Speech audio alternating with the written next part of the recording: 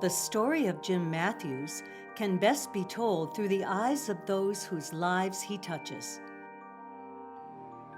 Pastor, community advocate, good neighbor. But his involvement means so much more to so many more. Through outreach programs like Agape Women's Clothing Shop and the weekly luncheon held in St. Lucy's Gymnasium, Father Jim, or just Jim, is able to spread the good word that the Holy Spirit is alive in St. Lucy's to people, most of whom are not parishioners. That says a lot to Sister Pat Bergen. I think the people in the neighborhood, I would say, feel that Jim really respects them and is there for them and is one with them. I mean, Jim has chosen to live in the neighborhood. He chooses to live and to be one with them. And I think that they feel very welcomed by Jim. Jim, while not hands-on in every event, is a true leader, compassionate, caring, and understanding of the importance of a vision for future generations. But I think the real impact is that he lets it happen, and he lets us do our thing. And as most people know, that doesn't always happen when you've got somebody who's got a position of at least perceived authority in an institutional setting. So that really is very helpful for us, because if we have an issue, he's open into listening to it in the way that we see work for this particular ministry. Facilitating events that reach out to those who need it most, regardless of faith, is exactly what practicing what you preach is all about. While he lets others take the reins on certain events, there is one thing that Jim does weekly. While most are on their way to work thinking TGIF, Jim is up early with Paul Collier serving breakfast to the homeless under the bridge. Jim's faith and belief in people of all faiths is deep and sincere. Jim has that instinct to see something that needs to be done, and then he goes and does something about it, or talks to people and tries to get something going. He's a different guy, as you know. He can be come and gone, but he'll be there doing something. And he'll be out there doing something that other people aren't doing. But at the end of the day, isn't that what most religion's goal is? Helping your neighbor, caring for those who need the help most, no matter if they are believers or otherwise. And I think it has to do with just how Jim experiences liturgy and how he experiences people. We have lay homilists. I know there are other parishes that do have lay homilists, but not to the extent that we do. And Jim will always say, you know, he's enriched by our homilists. And they're the ones that preach the gospel for the weekend masses. And Jim has encouraged that, both women and men. And he has probably about, I would say, 17, 18 lay homilists. And then probably every 6 weeks, Jim will share or break open the word. And that's what our homilists do, break open the word.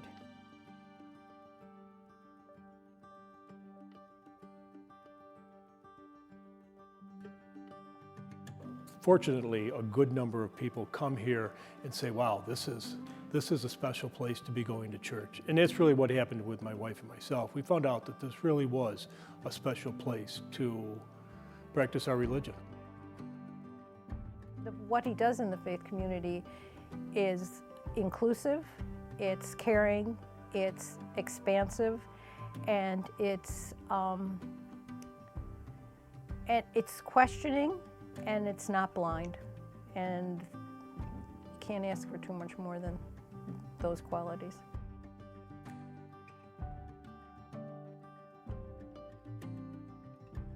Diversity in the church's parishioners is met with a consistency of Jim's message that all are welcomed to the table.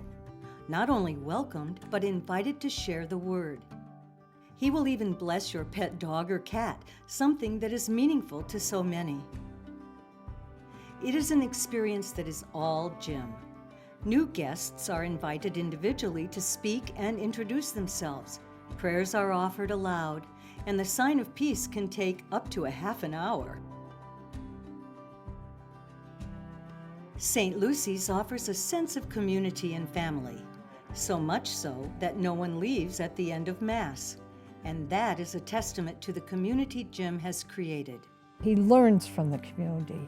I think he feels that he learns as much from the community that he gives to the community.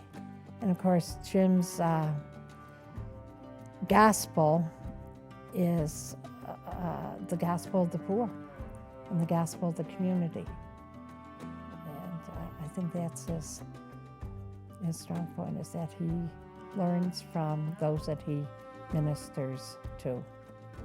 Well, I like to think about things in metaphor, and the West Street connection is like a gateway, and this area has always been like refuge for people coming from other countries, coming here for work and raising their families, and it has a feel to it that it's hard to explain. It's like your home. And I think that feeling is still here in this church and in this neighborhood. It is often said that St. Lucy's is the first church you go to when returning to the faith because it addresses spiritual needs and universal questions.